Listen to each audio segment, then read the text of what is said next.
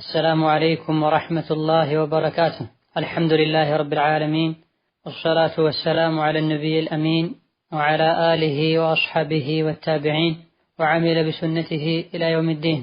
رب اشرح لي صدري ويسر لي أمري واحلل عقدة من لساني يفقه قولي.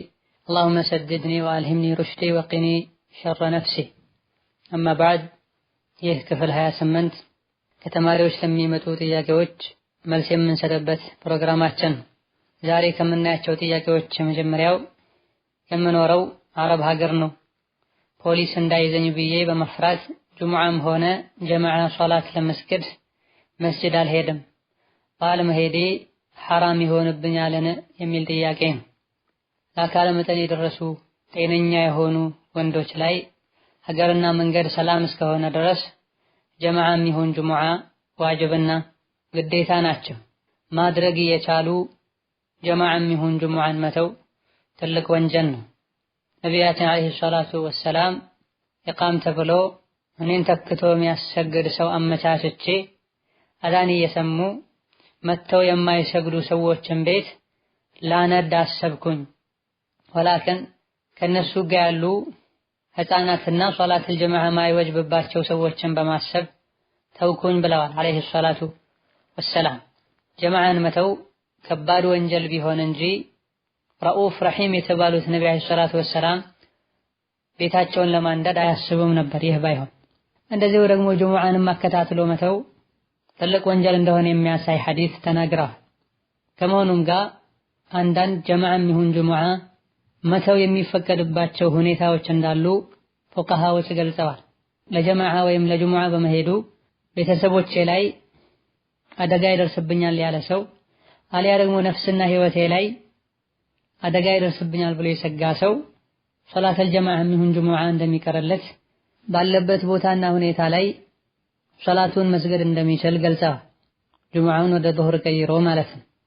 በመሆኑም በሆነ አጋጣሚ ሀገር ላይ ሰላም ጠፍቶ መስጂድ ሄዶ በመስገዱ ምክንያት መንገድ ላይ አደጋ ይደርስብኛል ብሎ ከፈራ፣ የአካል ጥቃት ይደርስብኛል ብሎ ከሰጋ፣ አሊያ ደግሞ ህይወቴን አጣለሁ ብሎ ስጋት ያደረበት እንደሆነ ሶላተል ጀማዓ ቢተው ችግር የለውም። ችግሩን መቅረፍና ማስተካከል እየተቻለ እንደ አይነቱን ችግር እንደ ዑድር በመቁጠር ለሁሌ ሶላተል ጀማዓ ይሁን ጁሙዓ መተው አይቻልም። መተለን ስደት ሀገር ላይ ያለ መኖሪያ ፈቃድ የሚኖር ሰው ወደ ሀገሩ ተመልሶ 5 ወቅት ሶላቱን ጀማዓውን ጁሙዓውን በአግባቡ መስገድ እየቻለ መኖሪያ ፈቃድ ስላሌለው ሁሌም ሶላተል ጀማዓና ጁሙዓን ትቶ መኖር ይችላል አንልም። እነማ ሀገሩ ላይ እንደ አይነት ችግር ቢከሰት ወይም ለተወሰነ ጊዜ እንደ አይነት ችግር ቢከሰት ሰላም እስኪወርድ ድረስ ቤቱ ቢሰግድ ችግር የለውም እንላለን። እና ወደ ሌላ ሀገር መሄድ እየቻለ ወደ ሀገሩ ተመልሶ መኖር እየቻለ ከዱንያ አንፃር አንዳንድ ነገሮች ስለተመቻቹለት ይሄን ሁኔታውን ወዶ ሶላተል ጀማዓና ጁሙዓን የተወ በዚህ መልኩ በቋሚነት መኖር አይፈቀድለትም። ሌላኛው ጥያቄ የጀማዓ ሶላት ቢያመልጠንና ሁለተኛ ጀማዓ መስርተን ብንሰግድ ከመስጂዱ ኢማም ጋር ሰግደን የምናገኘውን አጅር እናገኛለን ወይ የሚል ጥያቄ ነው። ነዓም፣ የአላህ ተባረከ ወተዓላ ረሕመቱ ሰፊ ነው። በበቂ ምክንያት ከአቅም በላይ ሆኖበት ጀማዓ ላይ ደርሶ ያልሰገደ ሰው እንደዚሁ ደግሞ በባህሪው ሁሌ የዘገየ የማይመጣና ከኋላ መጥቶ የማይሰግድ ሰው አልፎ አልፎ እንዲህ አይነት ችግር ገጥሞት ከኢማሙ ጋር ጀማዓ ቢያመልጠው በደረሰበት ወቅት ለብቻውም ይሁን ሌላ ጀማዓ አግኝቶ ቢሰግድ ከመላው ጀማዓ መጀመሪያ ላይ አብሮ እንደሰገደ ሙሉ አጅር ያገኛል። አቡ ዳውድ ረሂመሁላህ ተዓላ ከአቡ ሁረይራ ባስተላለፉት ሐዲስ ነቢያችን አለይሂ ሰላቱ ወሰላም የሚከተለውን ብለዋል። መን ተወደአ ፈአሕሰነ ውዱአሁ ثم راح فوجد الناس قد صلوا أعطاه الله عز وجل مثل أجر من صلاها وحضرها لا ينقص ذلك من أجرهم شيئا بلا ከቤቱ ውዱእን አሳምሮና አስተካክሎ ወደ መስጂድ የሄደ ሰው መስጂድ ሲደርስም ሰዎች ሰግደው ያገኛቸውና የደረሰባቸው ሰው ከኢማሙ ጋር በወቅቱ የሰገዱ ሰዎችን አይነት አጅር አላህ ይሰጠዋል ምንም ሳይቀንስበት ብለዋል። ይህንንም ሐዲስ አልባኒ ሌሎችም ሷሂህ ብለውታል። ሙእሚን በንያው ትልቅ አጅር ያገኛል። በሚችለው ያክል ጀማዓ ለመድረስ ጥረት ከማድረጉ ጋር የተለያዩ ነገሮች ገጥመውት ከሆነ የዘገየው ጀማዓ ነይቶ መስጂድ እስከሄደ ድረስ ጀማዓው ቢያልቅም አላህ ተባረከ ወተዓላ ሙሉ አጅር ይሰጠዋል። ወላከን እንደገባ ብቻውን ከመስገድ ሌላ ጀማዓ ካለ ፈልጎ በተወሰነ መልኩ ተጠባብቆ ሊሰግድ ይገባዋል። ወቅቱ ያልፋል ብሎ እስካልሰጋ ድረስ ለብቻው መጨረሻ ላይ ሰዋቶ ለብቻው እንኳን ቢሰግድ አጅር ያገኛል። ብዙ ሰዎች እንዲህ አይነት ሁኔታዎች ሲገጥሟቸው እነሱ ወደ መስጂድ የሄዱ ከመስጂድ ሰው ሲወጣ ሲያዩ ወደ ቤት የሚመለሱበት ሁኔታ አለ። ይሄን ትልቅ አጅር ያጣሉ። መጀመሪያም ልንዘገይ አይገባም።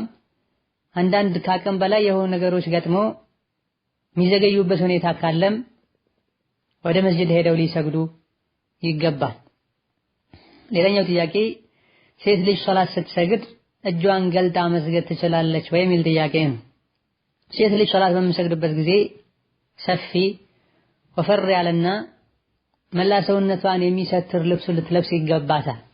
ፊቷ ሲቀር ፊቷንም ቢሆን አጅነቢ ወንድ ካለ ሸፍና ልትሰግድ ይገባታል። ከፊት በተጨማሪ መዳፍና ከታች እግሮች ቢታዩ ችግር አለው የለውም በዑለሞች መሃል ኺላፍ አለበት። አብዛኞቹ ፉቃሃዎች መዳፏን ብትገልጥ ችግር የለውም፣ እግሯን ግን ሙሉ በሙሉ መሸፈን አለባት ብለዋል። የተወሰኑት ሶላት ላይ በምትሆንበት ጊዜ መሸፈኑ ግዴታ ከሚሆነው የሰውነት አካል አይደለም ብለዋል።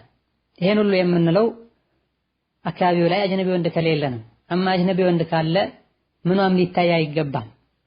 ሸይኹል ኢስላም ኢብኑ ተይሚያ ረሂመሁላህ ተዓላ ሶላት ላይ ሆኖ መዳፈን እንደዚሁ እግሮችን ሙሉ በሙሉ ከታች መሸፈኑ መሸቃ አለው፣ ሊያስቸግር ሊከብድ ይችላል። አሁንም ሶላት ላይ ተቸግሮ እነዚህ መሸፈኑ ግዴታ አይደለም ያሉበት ሁኔታ አለ። ወላኪን ከኺላፍ ለመውጣት በርካታ መሸፈን አለባቸው ያሉ ዑለሞችም ስላሉ እጆችንም ይሁን እግርን ሙሉ በሙሉ መሸፈኑ ተገቢ ነው፣ መሰተሩ መልካም ነው።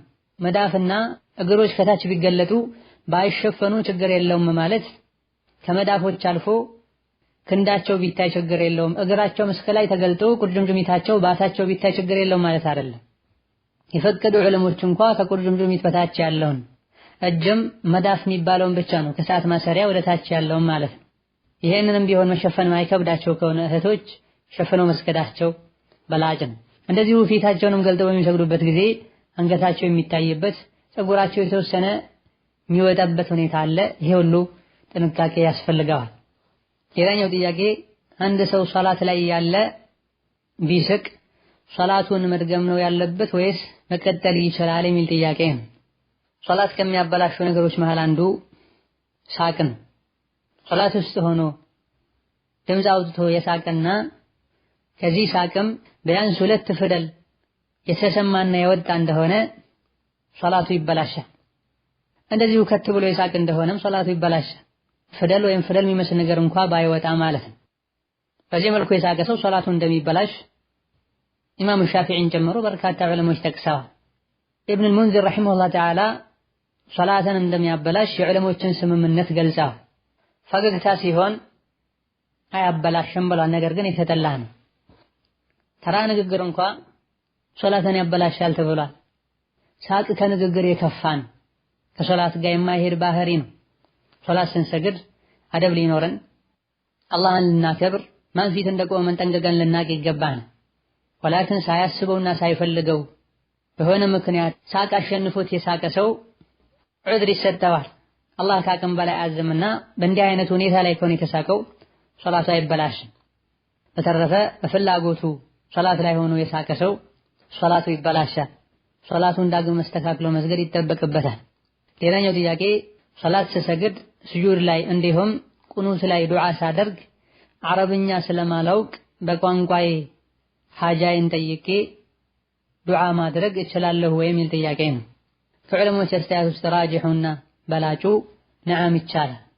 ፋቲሓን፣ አተሕያቱን፣ አርካን የሚባሉ ነገሮችን በአረብኛ ቋንቋ ከማድረግ ጋር ዱዓ በሚያደርጉበት ጊዜ ስጁድም ላይ ይሁን ቁኑት ላይ በፈለጉት ቋንቋ ዱዓ ቢያደርጉ ችግር የለም። አላህ ተባረከ ወተዓላ ሁሉንም ቋንቋ ያውቃል። የግድ በዚህ ቋንቋ ብቻ ለምኑኝ አላለም። ወላኪን በርካታ ዑለሞች አረብኛ ለማይችል ሰው ብለው ገድበውታል። አረብኛ የሚችል ሰው ከሆነ ከኺላፍም ለመውጣት ሶላት ውስጥ በአረብኛ ብቻ ሊያደርግ ይገባዋል። አማ የማይችል ሰው ለመማር ጥረት ከማድረግ ጋር በራሱ ቋንቋ ጌታውን ቢለመን አላህ ተባረከ ወተዓላ ሁሉንም የሚሰማ ሁሉንም የሚያጌታ ነው። ሌላኛው ጥያቄ ሐይድ ላይ የሆነች ሴት ፀጉሯን ሹሩባ ተሰርታ ከሆነ ሹሩባውን ሳትፈታ መታጠብ ትችላለች ወይ የሚል ጥያቄ ነው። ሴቶች ከሐይድ ጠርተው በሚታጠቡበት ጊዜ ፀጉራቸውን መፍታት እንዳለባቸው፣ ለጀናባ በሚታጠቡበት ጊዜ ደግሞ መፍታት እንደማይጠበቅባቸው ዑለሞች ጠቅሰዋል። የሐይድ ትጥበት በጣም የቆየ የሚከሰት ነገር ከመሆኑ አንፃር መፍታቱ አያስቸግርም። የጀናባ ትጥበት ሊደጋገም ስለሚችል ሊከብድና ሊያስቸግር ይችላልና ዲናችን ገር ነው። ሰዎች እንዲቸገሩ ከአቅማቸው በላይ የሆነ ነገር እንዲያደርጉ አያዘምና ጀናባ ላይ አግራርሳል።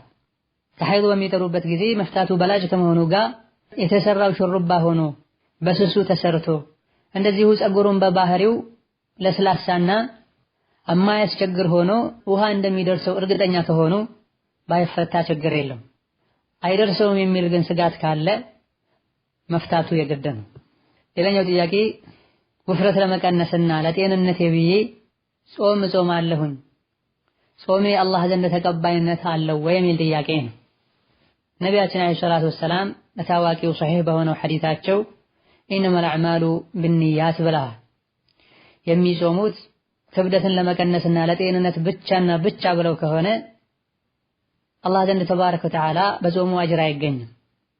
ወላኪን ጾም ዒባዳ ነው፣ መጾም ትልቅ አጅር ያስገኛል፣ እጾማለሁኝ በዛውም ደግሞ ክብደቴን አስተካክላለሁ ጤናማ አገኛለሁ ብለው ከሆነ ከዒባዳው ስር ሌላን የግል አዱንያዊ ጥቅም ማካተቱ ችግር የለውም። ዋናው ዓላማ ግን አዱንያዊ ጥቅም ማግኘት ክብደትን መቀነስና መሰል ነገር ከሆነ በዚህ ሥራ አኺራዊ አጅር አይገኝም። ዋናው ዓላማ ግን አጅሩ ከመሆኑ ጋር ሌላን ነገር ቢያስከትሉና ቢያክሉ ችግር የለውም። ስለዚህ በላጩ አጅር ስላለው ዒባዳ ስለሆነ ከመጾሜ ጋር በዛውም ክብደቴን እንዲቀንስልኝ ብዬ ብነይት ችግር አለው ወይ ሊሆን የሚገባው ጥያቄው ይህ ከሆነ ምንም ችግር የለውም። እስከ ጾመን ድረስ ያሰብነው ነገር ይሳካል። ክብደት መቀነሱ የሚሆን ጤናው ለአላህ ብለን ስንጾም የሚሳካ ነገር ነው። የምንጾመው ግን የተኛውም ሰው ምግብ በመተው ክብደት እንደሚቀንሰው ክብደት ለመቀነስ ብቻና ብቻ ብለን ከሆነ ከጠዋት እስከ ማታ ከምግብ የምንርቀው አጅር አይገኝም። ለዛ አብሮ መነየት ወይም ደግሞ መጀመሪያ ዒባዳውን ነይቶ ዓላማው ዋናው እሱ ሆኖ ከዛ ዱንያዊ ጥቅሙን ማስከተሉ ነው የሚሻል። ሌላኛው ጥያቄ ኮንትራት ቤት ያለሁኝ የምቀራበት ቁርአን የለኝም ነበረ። ጓደኛዬ እሷ ከምትሰራበት ቤት አሰሪዎቿን ሳታስፈቅድ አምጥታ ሰጠችኝ። ከኮንትራት ቤት ቁርአኑን ይዤ ጠፋሁኝ። አሁንም እየቀራሁበት ነው። ሐራም ይሆንብኛል ወይ የሚል ጥያቄ ነው። ሸሪዓችን በየትኛውም መልኩ የሰውን ሐቅ ያለ ፈቃዱ እንዳነካ አስተምሮናል። የሰው ሐቅም ከባድ እንደሆነ ነግሮናል። ቁርአን ስለሆነ የዕልም ክታብ ስለሆነ ይፈቀዳል የሚባልበት ሁኔታ አይኖርም። በመሆኑም አሰሪዎቿን ሳታስፈቅድ ያመጣቸውን ቁርአን የመመለስ ግዴታ አለባቸው። ምናልባት አሰሪዎች ወቅፍ ብለው ማንኛውም ሰራተኛ እንዲቀራበት ብለው ቦታ ሳይገድቡ አገልግሎት እንዲሰጥ ገዝተውት ከሆነ የኔ ችግር የለውም እንላል። አማ ለቤታቸው ለራሳቸው ወይም ደግሞ ቤት ብቻ የሚመጣ ሰው እንዲቀርበት ብለው ገዝተውት ከሆነ ማውጣት መውሰድ አይቻልም። አድራሻቸውን አፈላልጎ ወይም ከነሱ ቤት ቁርአኑን ያወጣቸውን ሰራተኛ ፈልጎ ወደ እነሱ እንዲመለስ አሊያ ደግሞ እነሱን በማናገር አፍ እንዲሉ ሁኔታዎችን ማመቻቸቱ ተገቢ ነው። ይሄን ማድረግ የማይቻል ከሆነ አጅሩ ለነሱ እንዲሆን በማለት ለመስጂድና ለቁርአን ትምህርት ቤት ወቅፍ ማድረጉ የተሻለ ነው። ሌላኛው ጥያቄ የቂያም ቀን ያለ ሒሳብ ጀነት ከሚገቡት መሃል አንዱ ታሞ ሐኪም ቤት ሳይሄድ በህመሙ ሰብር አድርጎ በአላህ ላይ የተመካ ነው ይባላል። ይህ ነገር ትክክል ነው ወይ? ነጭ ሽንኩርት፣ ማርና ጥቁር አዝሙድ መጠቀምስ መድኃኒትን እንደ መውሰድ ይቆጠራል ወይ የሚል ጥያቄ ነው። መድኃኒት መጠቀም መታከም ከተወኩል ጋር አይጋጭም። ነብዩ አለይሂ ሰላቱ ወሰላም መድኃኒት ተጠቅመዋል። የአላህ ባሮች ሆይ መድኃኒት ተጠቀሙ፣ አላህ በሽታን አላመጣም መድኃኒት ቢያመጣለት እንጂ ብለዋል። ኡመታቸው መድኃኒት እንዲጠቀም ገፋፍተዋል ማለት ነው። ከተወኩል የሚጋጭን ነገር አድርጉ ብለው አያዙም አለይሂ ሰላቱ ወሰላም። እሳቸውም አያደርጉም። በአላህ የሚመኩ ሰዎች ሁሉ ዋናና አለቃ ናቸው ነቢያችን አለይሂ ሰላቱ ወሰላም። ኢብኑል ቀይም ረሂመሁላህ ተዓላ መብላት መጠጣት ከተወኩል ጋር ይጋጫል እንደማይባለው ሁሉ መታከም መድኃኒት መጠቀም ከተወኩል ጋር ይጋጫል አይባልም ብለዋል። ተውሂዳችን ተወኩላችን ራሱ ሙሉ የሚሆነው ሰበቦችን ስናደርስ ነው። ወላከን ይህ ሰበብ ብለን ያደረግነው ነገር ራሱ የመፈወስ የማዳን አቅም አለው ብለን አይደለም ልናምን የሚገባው። የሚያድነው አላህ ነው። ለመብላት መስራትን ለመውለድ ማግባትን እንዳዘዘን ሁሉ ሸሪዓው ይሄን ነገር ስናደርግም አላህ ላይ ተወኩል አድርገን ሰበቡን ብቻ እንደምናደርሰው ስንታመመም መድኃኒቶችን መጠቀም እንችላለን የሚፈውሰው አላህ ነው ብለን ከማመናችን ጋር። እነዚህ ነገሮችን አላደርግም ብለው ማለት ተወኩልን በትክክል አለመረዳት ነው። ተወኩል የልብ ስራ ነው። ልባችን አላህን ተባረከ ወተዓላ መመካቱ ኸይርን ሁሉ የሚያመጣልኝ እሱ ነው፣ ሸርን ሁሉ የሚከላከልልኝ እሱ ብቻ ነው ብሎ ማመን ነው ተወኩል የሚባል። በዚህ መልኩ በልባችን ተወኩል ከማድረጋችን ጋር አስባቦችን ማድረስ የግድ ነው። ሕክማውም ይሁን ሸሪዓውም የሚያዘን ይሄን 70 ሰዎች ያለ ሒሳብ ያለ ምርመራ ጀነት ይገባሉ፣ እነሱም ሩቃ አድርጉልኝ የማይሉ በመጥፎ ገድ የማይሉና በአላህ የሚመኩ ናቸው የሚለውን ቡኻሪና ሙስሊም ያስተላለፉትን ሐዲስ በተመለከተ ሐዲሱ ዑለሞች እንደጠቀሱት መድኃኒትን ከመጠቀም ጋር ግንኙነት የለውም። ታሞ ሌላን ሰው ቁርአን ቅራልኝ ማለትን መተው በላጭና ተመራጭ እንደሆነ ያሳያል ሐዲሱ። አማ ጠቃሚ የሆኑ መድኃኒቶችን ማርም ይሁን ጥቁር አዝሙድም ይሁን ሌሎችን በሸሪዓ ወይም በሕክምና ጠቃሚነታቸው የተረጋገጠ የሆኑ መድኃኒቶችን መጠቀም እዚህ ሐዲስ ውስጥ አይካተትም። ወላኪን ልባችንን ሐኪሞች ላይ ያንጠለጠልነውና ፈውስ ያለው በእነሱ እጅ ነው ብለን ያመንን እንደሆነ ይህኔ ነው ከተወኩል ጋር ይጋጭ የሚችለው። አማ የሚፈውሰው አላህ ነው ብለን ከማመናችን ጋር ሐኪም ቤት ሄደን ብንታከም ጥያቄው ላይ የተነሱትም ይሁን ሌሎችን መድኃኒትነታቸው የተረጋገጠ ደዋዎችን ዒላጆችን ወይም መድኃኒቶችን ብንወስድ ከዚህ ጋር የሚያጋጨው ነገር የለም። ሌላኛው ጥያቄ ከሁለት ዓመት በፊት አክሲዮን ውስጥ ገብቼ ነበረ። የመጀመሪያ ክፍያ 32500 ከፈልኩኝ። አክሲዮኑ የንግድ ፎቅ ይሰራበታል ተብሎ ነበር የተነገረን፣ ግን እስካሁን ምንም ተጨባጭ ነገር አላየንበትም። ግንባታውም እየተካሄደ አይደለም። እናም ቀጣይ ክፍያ አልከፍልም ብዬ በነገራቸውም ገንዘቤን ሊሰጡኝ አልቻሉም። ይህ ገንዘብ ይመለስልኛል አይመለስልኝም እርግጠኛ አይደለሁም። እናም ዘካ ላወጣበት ግድ ይለኛል ወይ የሚል ጥያቄ ነው። አክሲዮን ውስጥ በሚገቡበት ጊዜ አካሄዱ እስላማዊ መሆኑን ከሪባ የጠራ መሆኑን የሚሰራውና በአክሲዮኑ የሚሰሩ ስራዎች ከዲን ጋር የማይጋጩ መሆናቸውን አስቀድመን ልናረጋግጥ ይገባናል። ከስባችንን ሐላል እንድናደርግ ከሐራም እንድንጠነቀቅ ሸሪዓው አጥብቆ መክሯል። ዱዓችን መቅቡል እንዳይሆን ቀልባችን እንዲደርቅ ሰበብ ከሚሆኑ ነገሮች መሃል አንዱ ከስባችንን ሐላል አለማድረግ ነው። ባለንበት ጊዜ ሐላልና ሐራሙ እየተቀላቀለ ካፊሮች ያደረጉትን ነገር ሁሉ ተከትለው ያደረጉ ሐላሉን ትተው ሐራምን ያድበሰብሱ ሰዎች በዝተዋል። የአክሲዮንን ዘካ በተመለከተ አክሲዮኑ በማህበር ዘካውን የሚያወጣ ከሆነ አባላቶቹ ዘካ ማውጣት አይጠበቅባቸውም። አክሲዮኑ እንዳለ የማያወጣ ከሆነ እያንዳንዱ አባል በድርሻው ዘካ ማውጣት ይወጅብበታል። ጥያቄው ላይ በተጠቀሰው መሰረት ሐሳብ ከቀየሩና ማህበርተኞች ጋር የቀረ ብር ካለ በፈለጉት ጊዜ የሚያገኙት ከሆነ በየዓመቱ ዘካ ይወጣበታል። ዘካ የሚወጅብበት ያክል ብር ከሆነ ማለት ነው። የማይሰጡ ከሆነና መቼ እንደሚመለስ የማይታወቅ ከሆነ ሲቀበሉና በእጅ ሲያደርጉ የቆየው ምንም ያክል ጊዜ ቢሆን እንደተቀበሉት የአንድ ዓመት ብቻ ዘካ ይወጣበታል። ከዛ በኋላ ለቀጣይ ጊዜውን ጠብቆ ዘካ የሚወጣበት ይሆናል። ሌላኛው ጥያቄ አረብ ሀገር የላከኝ ባለቤቴ ነው። ሳያውቅ ለእናቴ ብር ልክላታለሁ።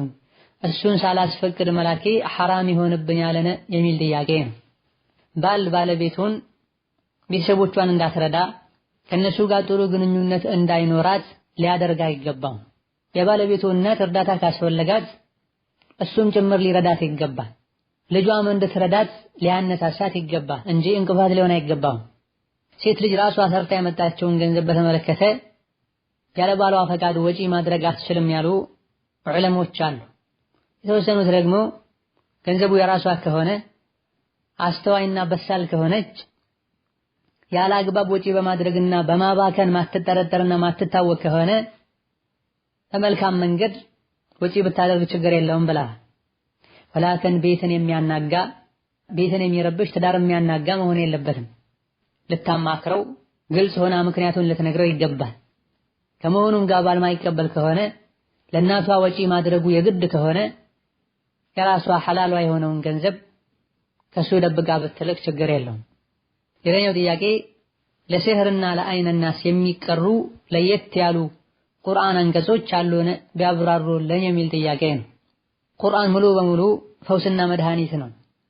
ማንኛውም የቁርአን አንቀጽ በአላህ ከማመን ጋር ደጋግመው ልብን ሰብስቦ ከወንጀል ርቆ ተስፋ ሳይቆርጡ አዘውትሮ የቀሩ እንደሆነ ቁርአን መድኃኒት ይሆናል። ከመሆኑም ጋር አንዳንድ ነቢያችን ሰለላሁ ዐለይሂ ወሰለም ይቀሯቸው የነበረ በተለያዩ አጋጣሚዎች ቅሯቸው ያሉ እንደዚህ ደግሞ አንዳንድ ዑለሞች በተጅሩባ መልኩ አንዳንድ አይነት በሽታዎችና ችግሮች ይጠቀሟቸው እንደነበረ የተነገረላቸው የቁርአን አንቀጾች ሱራዎች አሉ። ዋናውና ትልቁ ነገር የሚቀራለት አካል ቁርአን ይፈውሰኛል ብሎ እርግጠኛ መሆን አለበት። የሚቀራው ታማሚው ራሱ ካልሆነና ሌላ ሰው ከሆነ የሚቀራው አካልም በኢማኑ በተውሂዱ ጠንካራ መሆን አለበት። እነዚህ ሁለቱ ከተሟሉ በአላህ ፈቃድ ማንኛውም የቁርአን አንቀጽ መድኃኒት ይሆናል። ለየት ባለ መልኩ ሱረቱል ፋቲሃን፣ አየቱል ኩርሲን፣ አላሁ ላ ኢላሃ ኢላ ሁወል ሐዩል ቀዩም ወላ ተአኹዙሁ ሲነቱን ወላ ነውም ኢላ አኺሪል አያ። እንደዚህ የሱረቱል በቀራን የመጨረሻ 3 አንቀጾችን ሊላሂ ማ ፊስ ሰማዋቲ ወማ ፊል አርድ አመነ ረሱል ላ ዩከሊፉላሁ ነፍሰን እስከ መጨረሻው። እንደዚሁ ደግሞ ቁል ያ አዩሀል ካፊሩን፣ ቁል ሁወላሁ አሐድ፣ ቁል አዑዙ ቢረቢን ናስ መደጋገም ይቻላል። ሌላኛው ጥያቄ ብሩን ካሽ ከፍሎ ኮንዶሚኒየም ቤት መግዛት እንዴት ይታያል የሚል ጥያቄ ነው። በመሰረቱ ሐላልና ጠቃሚ የሆኑ ነገሮችን መሸጥና መለወጥ ሐላልና የተፈቀደ ነው። ወአሐለ አላሁ አልበይዐ ወሐረመ አርሪባ ብሎናል አላህ ተባረከ ወተዓላ። አላህ ተባረከ ወተዓላ መሸጥ መለወጥን ሐላል አድርጓል፣ ሪባን ወለደን ሐራም አድርጓል ብሎናል። ማንኛውንም ነገር ስንሸጥ ስንገዛ ሊሟሉ የሚገባቸው መስፈርቶች አሉ። የምንገዛው የምንሸጠው ነገር መጠቀሙ ሐራም የሆነ ሊሆን አይገባውም። ሻጩ የሚሸጠው ነገር በእጁ ያለ ሊሆን ይገባዋል፣ የራሱ ሊሆን ይገባዋል፣ ወይም ደግሞ ሸጥ ተብሎ የተወከለ ሊሆን ይገባዋል። እንደዚሁ ደግሞ ማጭበርበርና ማታለል ሊኖርበት አይገባም፣ ሪባም ሊኖርበት አይገባም። ራሱን መሸጡ በዲኑ የተከለከለ ነገር ሊሆን አይገባም። ለምሳሌ ውሻ፣ ድመት መሰለውን ነገሮችን መሸጥ አይቻልም። የሙዚቃ መሳሪያ መሸጥ አይቻልም። በፊትና ጊዜና ሰውን ሊገድልበት ይችላል ተብሎ በሚሰጋበት ሁኔታ ላይ መሳሪያ መሸጥ አይቻልም። ኸምር ለሚሰራ ሰው ወይንን መሸጥ አይቻልም። በተረፈ እንዲህ አይነት ችግሮች ከሌሉና ሸርጡ ከተሟላ ሐላልና ጠቃሚ የሆኑ ነገሮችን መሸጥ ይቻላል። ኮንዶሚኒየምን ግለሰቦች የራሳቸው ካደረጉ በኋላ ምንም ሪባ በሌለው መልኩ ማታለልና ማጭበርበር በሌለበት መልኩ ቢገዙ ከመንግስትና ከተቋማትም ቢሆን ወለድ ሳይኖረው ቀጥታ ቢገዙ ችግር የለም። የሚከለከለው ወለድ ካለው ነው፣ ወይም ደግሞ ከግለሰቦች የገዙ ዋሽተውና አጭበርብረው ሰነድ አዛብተው የሚገዙ ከሆነ። ሌላኛው ጥያቄ ትርፍን መጋራት በሸሪዓ እንዴት ይታያል? ለምሳሌ ተሽከርካሪ ነገር ገዝቼ ለሌላ ሰው ሰጥቼ ከሚያገኘው ገንዘብ በጋራው እንዴት ይታያል የሚል ጥያቄ ነው። ለጋራ መስራት ወይም ሸሪካ ሸርጡ ከተሟላ በዲናችን ይቻላል። እዚህ ጥያቄው ላይ የተነሳው ሸሪከተል ሙዳረባ ውስጥ ሊካተት የሚችል ከአንደኛው ገንዘብ ከሌላኛው የጉልበት ስራ ማለት ነው። ይህ በሚሆንበት ጊዜ ከትርፉ ድርሻቸው ምን ያክል እንደሆነ በውል ሊታወቅና በግልጽ ሊስማሙ ይገባቸዋል። የሚገኘውን ግማሽ የሚገኘውን 1/3 እያሉ በግልጽ የሚታወቅና ሁለቱም ይስማሙበት መጠን ሊኖረው ይገባል። የሚገኘውን ግማሽ የሚገኘውን 1/3 ወይም ሩቡን ማለት ትቶ ባለ ንብረቱ ለኔ በየወሩ ወይም በየሳምንቱ 1000 ትሰጠኛለህ፣ 500 ትሰጠኛለህ፣ 600 ትሰጠኛለህ ሌላ አይገባም። እነማ ከሚገኘው ሩቡን ከሚገኘው ግማሹን ከሚገኘው 1/3 ሌል ነው የሚገባው። ይህ ካልሆነ ሌላኛውን ወገን መጉዳት ነው የሚሆን። እንዲህ አይነት ስራው ሲገቡም አስቀድመው ውል ሊፈራረሙ የሥራውን ምንነት በግልጽ ሊነጋገሩ ጥቅማቸውን በፐርሰንት ሊያስቀምጡ ይገባቸዋል። ከተወሰነ ጊዜ በኋላ መጣላትና መተማማት እንዳይመጣ።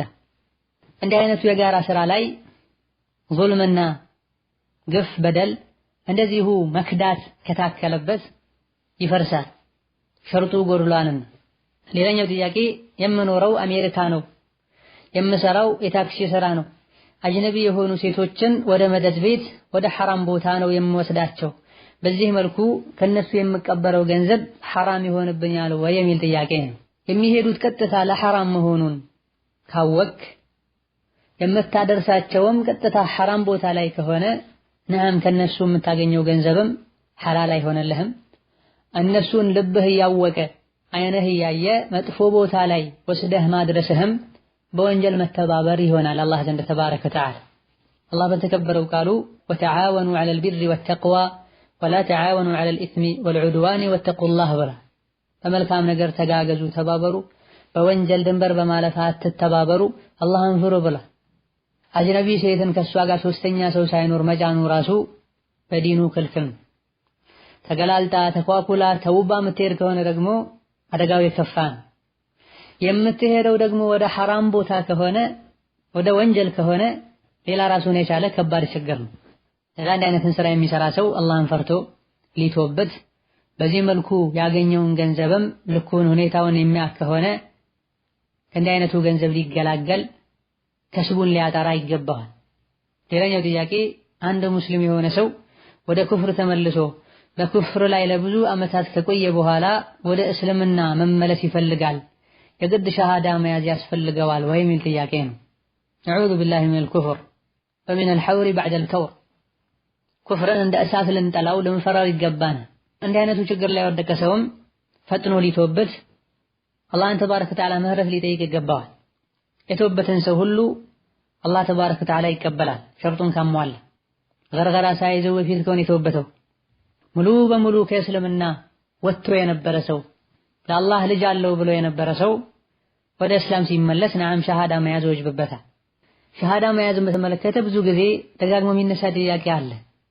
ሸሃዳ ሳልይዝ ነው ሶላት የጀመርኩት፣ ሸሃዳ ያዝኩት በራሴ ነው፣ ሸሃዳ ያስያዘችን ሴት ናት፣ ሸሃዳ ያስያዘኝ ዒልም የሌለው ሰው ነው ኢላ ገይሪ ዛሊክ ይላሉ።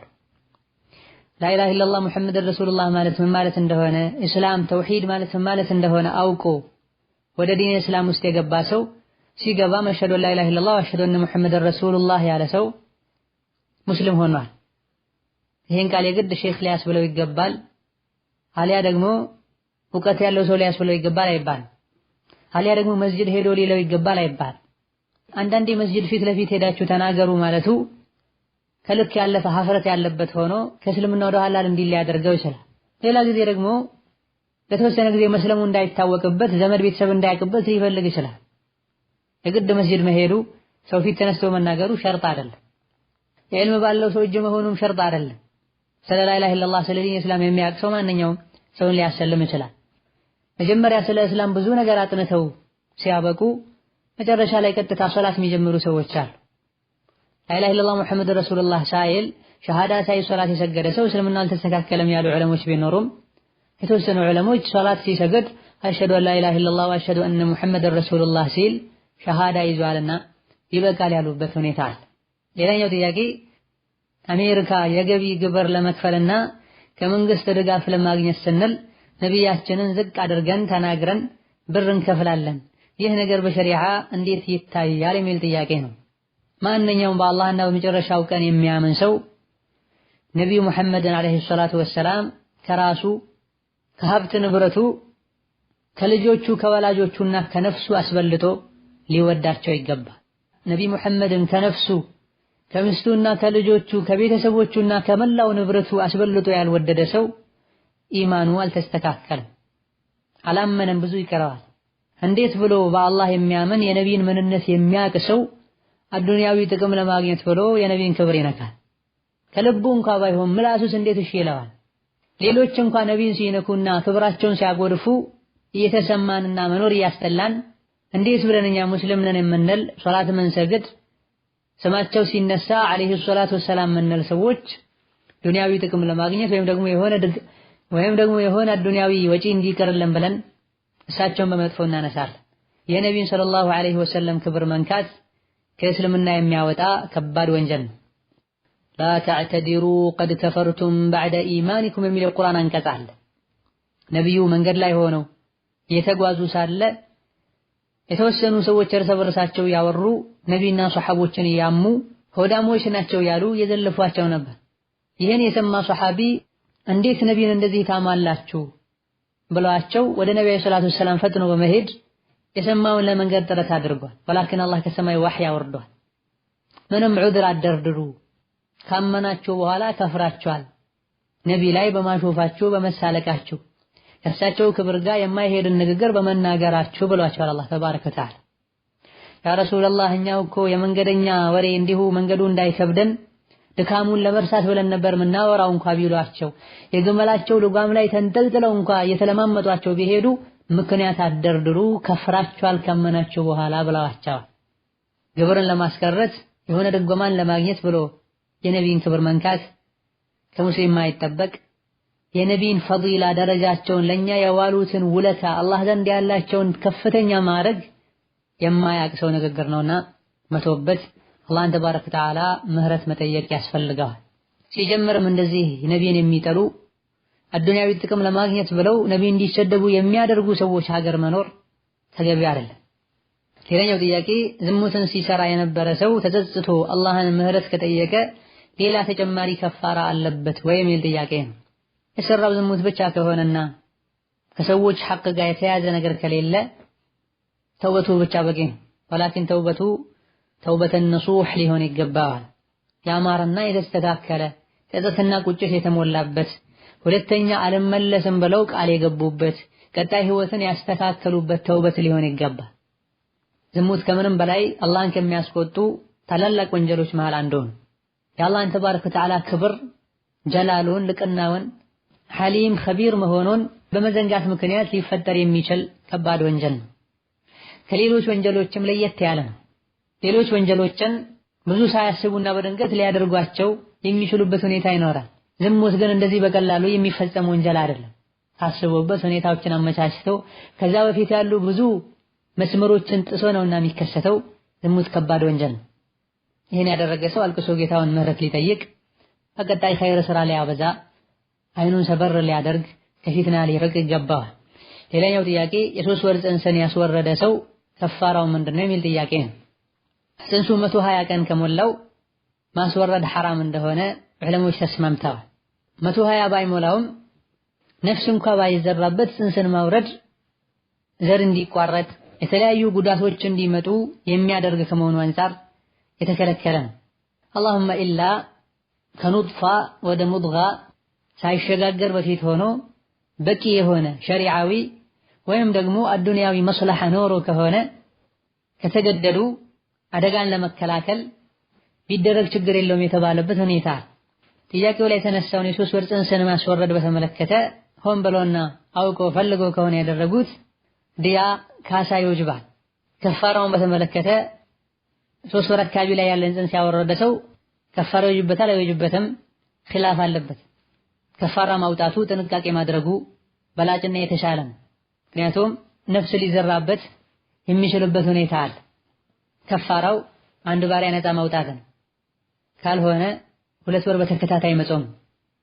ካሳው ደግሞ የጽንስ ካሳ የሴት ልጅ የሙሉ ካሳ 1/10ኛውን የሚሆን የ5 ግመል ዋጋ ነው ሊሆን የሚችል። ይሄም የሚሰጠው ጽንሱ ቢወለድና ቢኖር ከሱ ንብረትን ሊወርሱ ለሚችሉ ሰዎች ነው የሚሰጥ።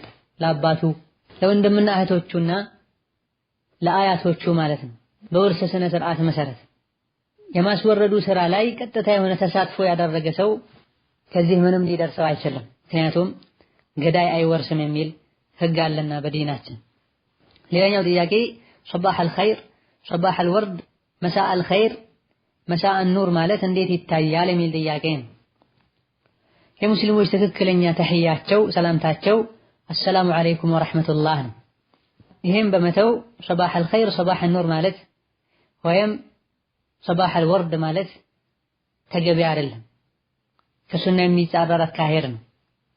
በተለይ ሶባህ አልኸይር፣ ሶባህ አኑር የሚሉት የመጣው ከባዕድ አምልኮ ነው።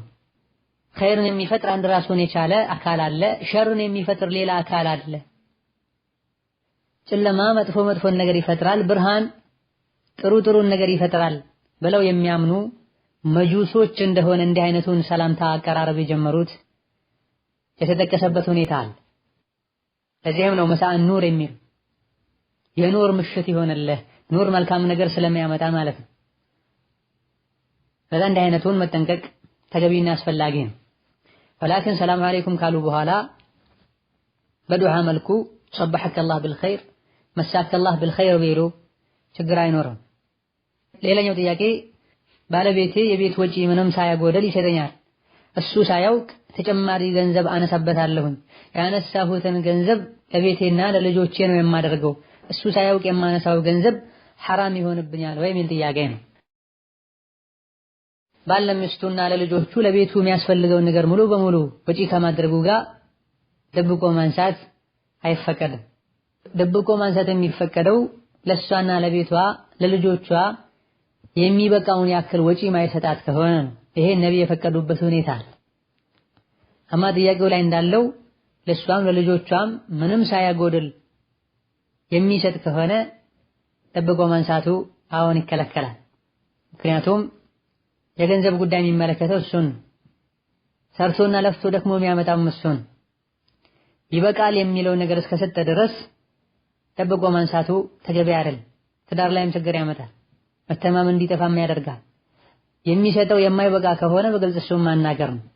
ወላኪን ጥያቄው ላይ ምንም ሳያጎድል ይሰጠኛል፣ ምንም ሳያጎድል ከሰጠ የሚወሰደው ለተጨማሪ ላላስፈላጊ ነገሮች ነው የሚሆን። ይሄ እስራፍ ውስጥ ይገባ። ሚስት ባሏን ልታግዝ ከጎኑ ልትቆም በምትችለው ሁሉ ነገሮችን ልታቃልለት ይገባል እንጂ መስጠት ስለሚችል እጁ ላይ ገንዘብ ስላለ ብቻ በማለት ንብረቱን ልታባክን አይገባም። ፀጉር ቤት ሰዎችን ሰርቼ ስጨርስ የፀጉር አሰራሩና አቆራረጡን እንዲሁም የቀለም አቀባቡን ለማስታወቅ በሚል በሰዎች ፈቃድ ፀጉራቸውን ፎቶ አንስተን በኢንስታግራም ላይ ፖስት ባደርግ ሐራም ይሆንብናል ወይ የሚል ጥያቄ ነው።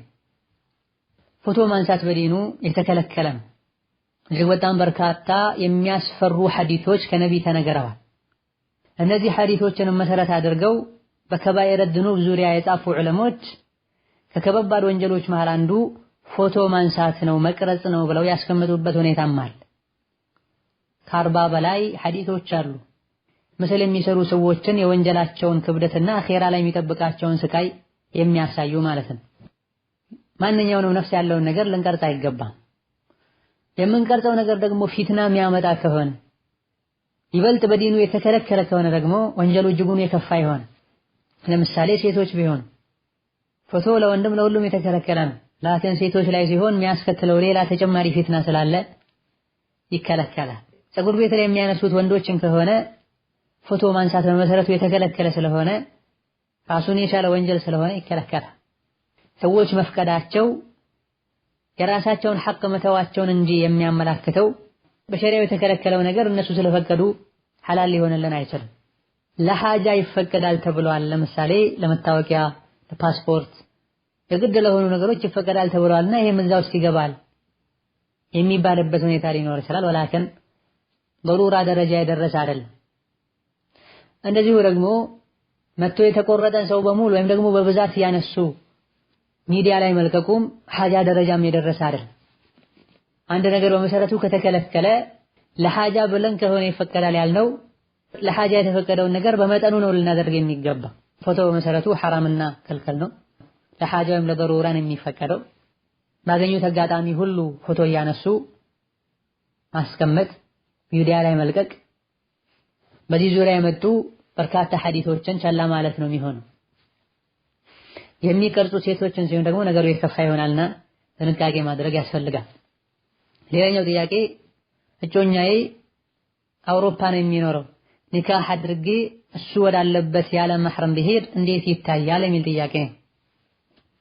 የተከለከለው መንገዱን ለብቻ ማቋረጡ ነው። የሚኬደው ባል ወዳለበት ወንድም ወዳለበት ሀገር ከሆነ ችግር የለውም አልተባለም። ባል ካለ ባለቤቱን ተሳፍሮ መጥቶ ይዞ ሊሄድ ይገባል። ገንዘባችን ለእንዲህ አይነቱ ነገር ወጪ ካላደረግነው ለምንድን ነው የሚጠቅም? ባሎችም አላህን ሊፈሩ ለዲናቸው ሊቆረቆሩ ይገባቸዋል። ሴቶችም ጥንቃቄ ሊያደርጉ ይገባል። በአላህና በመጨረሻው ቀን የምታምን ሴት ያለ መህረም አትጓዝ ብላ የቡኻሪና ሙስሊም ውስጥ ያለ ሷሂህ ሐዲስ ነው። ወንድም፣ አባት፣ ልጅ ሴትን ልጅ ወደምትፈልገው ቦታ የማድረስ ግዴታ አለባቸው። መሄዷ ግዴታ ከሆነ ማድረሱ ለነሱ ግዴታ ይሆናል።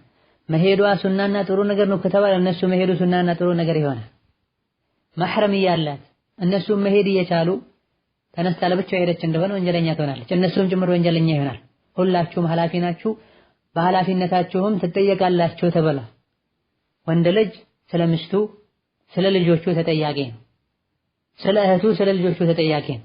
ሌላኛው ጥያቄ ኒካህ ሳደርግ ሐይድ ላይ ነበርኩኝ ሐይድ ላይ ሆኖ ኒካህ ማሰር ይቻላል ወይ የሚል ጥያቄ ነው። ሐይድ ላይ ሆኖ ኒካህ ማሰር ይቻላል፣ ችግር የለውም። የሚከለከለው ሐይድ ላይ ሆኖ ግብረ ስጋ ግንኙነት መፈጸሙ ነው። ከኒካህ ሸርጦች መሃል አንዱ ሴቷ ሐይድ ላይ አለመሆኗ ነው ብለው ፉቃሃዎች ሸርጥ ላይ አልጠቀሱም።